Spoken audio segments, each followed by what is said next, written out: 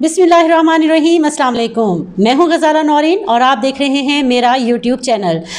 नाज़रीन, वफाकी दारुल हुकूमत का सियासी माहौल एक दफ़ा फिर बहुत गर्म हो चुका है और इस हवाले से बात करने के लिए आज एक दफ़ा फिर मेरे साथ मौजूद हैं सदीक जान। सबसे पहले इनका शुक्रिया अदा करेंगे कि इन्होंने अपने इतने बिजी शेड्यूल में से वक्त निकाला। अस्सलाम वालेकुम सदीक जान साहब।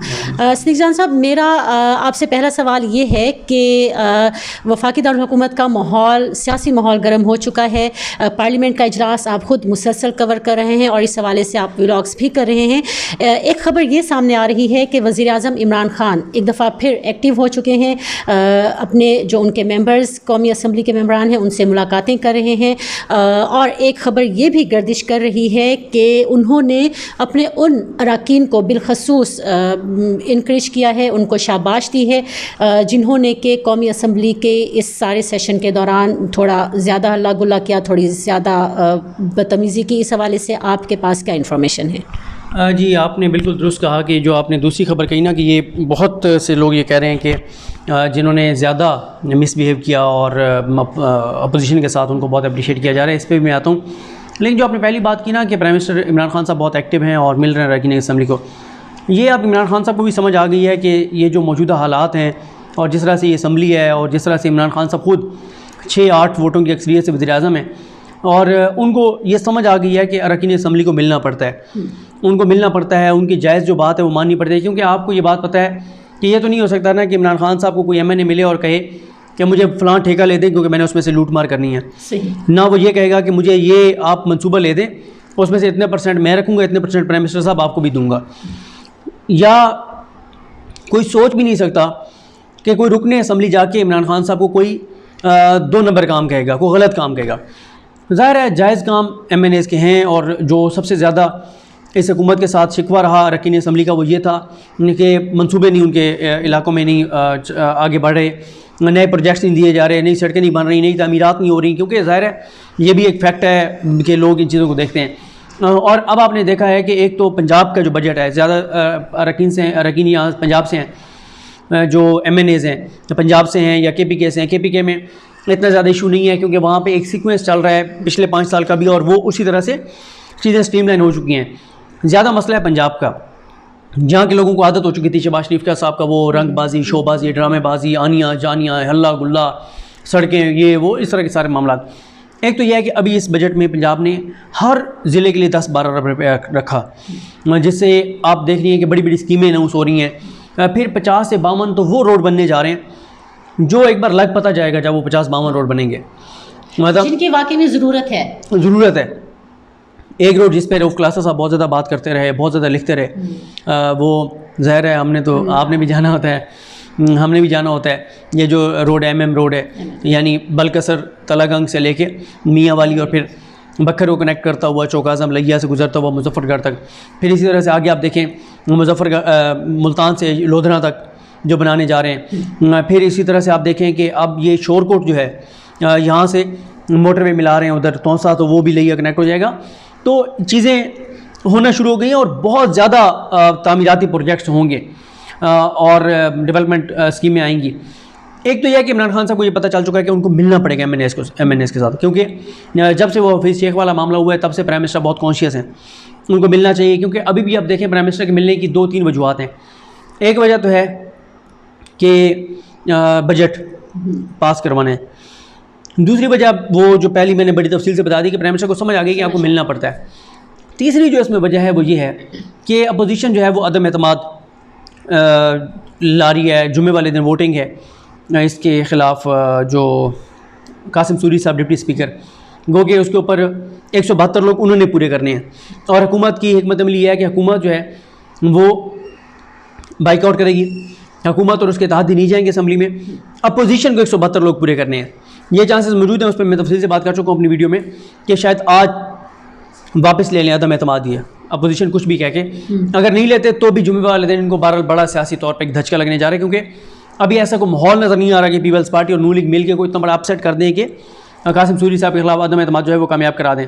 क्योंकि अगर एक अदम एतमाद ये कामयाब करवा भी देते हैं फिर ये होगा कि डिप्टी स्पीकर किसका होगा। पहले ये आपस में गुत्थम गुत्थ है पीपल्स पार्टी और नून लीग, ये कहाँ मानेंगे कि डिप्टी स्पीकर किसका होगा।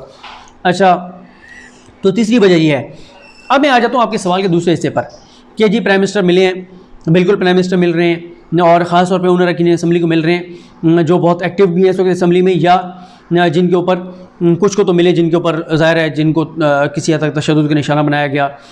जैसे अभी देख लें आप कि एक और वीडियो सामने आई है जिसमें कमल शोजफ जो हैं वो वाज़ेह तौर पे देखा जा सकता है कि उनको पीछे से किसी ने कोई चीज़ मारी, ठीक है। तो अब इस तरह से ये है कि जब तक वीडियो नहीं आई थी तो उन्होंने नहीं बताया कि मुझे ये इस तरह से टारगेट किया गया और इस तरह से, और शायद ये भी है कि वो उस तरह से ज़ख्मी नहीं हुई इसलिए उन्होंने इसको ज़्यादा नहीं किया, लेकिन उनको भी पीछे से यानी टारगेट करके और बाकायदा देख के कि ये कमल शोजफ खड़ी है क्योंकि वो बहुत एक्टिव थी इस सारे एहतजाज में।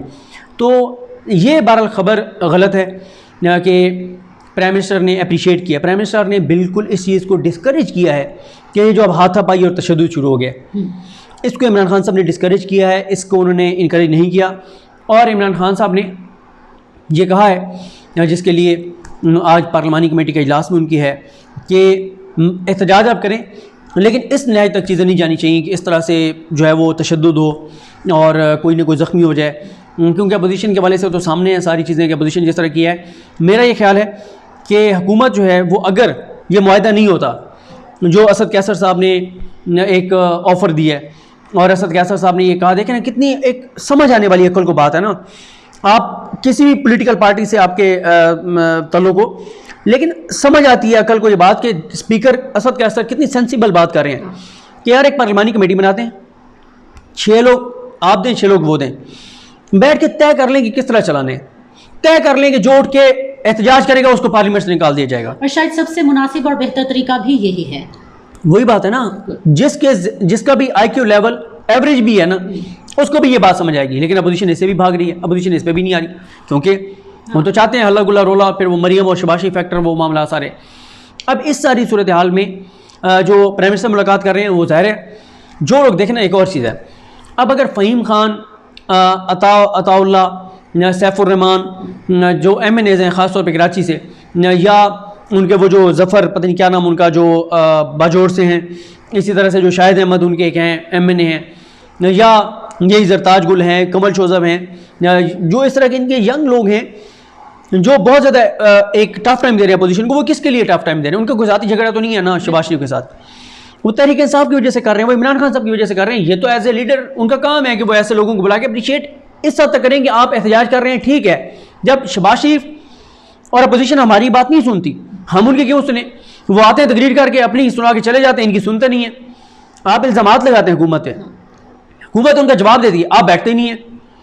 तो इस हद तक तो ठीक है कि जो एहतजाज कर रहे हैं, लेकिन अभी तक यही लग रहा है कि जो मेरी कुछ लोगों से बात हुई हुकूमत में कि अब बैठ के अपनी अपनी सीटों पे एहतजाज ज़रूर किया जाए, लेकिन इस तरह से होना, हंगामा राई होना, हाथापाई होना, इसको बहरहाल प्राइम मिनिस्टर ने अप्रिशिएट नहीं किया। और ना ही प्राइम मिनिस्टर ने कोई ऐसे अहकाम दिए हैं कि बिल्कुल आप चढ़ाई करें, इनको मारें, मार कुटाई और ये चीज़ें, ये अप्रिशिएट नहीं किया। और आप भी बता रही थी कि इंडियन चैनल जो हैं इसको बहुत ज़्यादा प्रोपिगेट कर रहे हैं, उनके देखें पाकिस्तान पूरी दुनिया में बदनाम हो गया। देखें पार्लियामेंट्स में लड़ाइयाँ होती हैं, हम भी देखते हैं, वीडियोज़ कई आती हैं, लेकिन माँ बहन की गलीज़ गालियाँ, और फिर ये कहना कि पंजाब का कल्चर था, पंजाब का कल्चर था। सायरा औरंगज़ेब साहबा मेरे साथ प्रोग्राम में थी BTV और फिर हमें किसी के चेहरे पे बात करते हुए कोई शर्मिंदगी नहीं नजर आती। सही कह रही हैं आप कि एक आप गलत कर रहे हैं और ऊपर ढटाई से आप डट गए, तो ये कहते हैं कि हम ये तो करेंगे, तो ये वो वजह है। इसलिए देखते हैं कि मामला किस तरह से आगे बढ़ते हैं, लेकिन जब तक ये कमेटी नहीं बनती ये मामला हल जो है वो नहीं होंगे। जब तक ये कमेटी नहीं बनती ये मामला हल नहीं होंगे, सिद्दीक जान साहब का ये कहना है। और हम ये उम्मीद करते हैं कि ये मामला हल हों ताकि पाकिस्तान की पार्लियामेंट का एक मुस्बत इमेज दुनिया भर के सामने जाए। आज के लिए इतना ही, मुझे इजाज़त दीजिएगा इस दुआ के साथ कि आप जहाँ रहें खुश रहें, सलामत रहें, और इस दरख्वास्त के साथ कि मेरे YouTube चैनल को सब्सक्राइब कीजिएगा और वीडियो को लाइक कीजिएगा। अल्लाह हाफिज़, पाकिस्तान जिंदाबाद।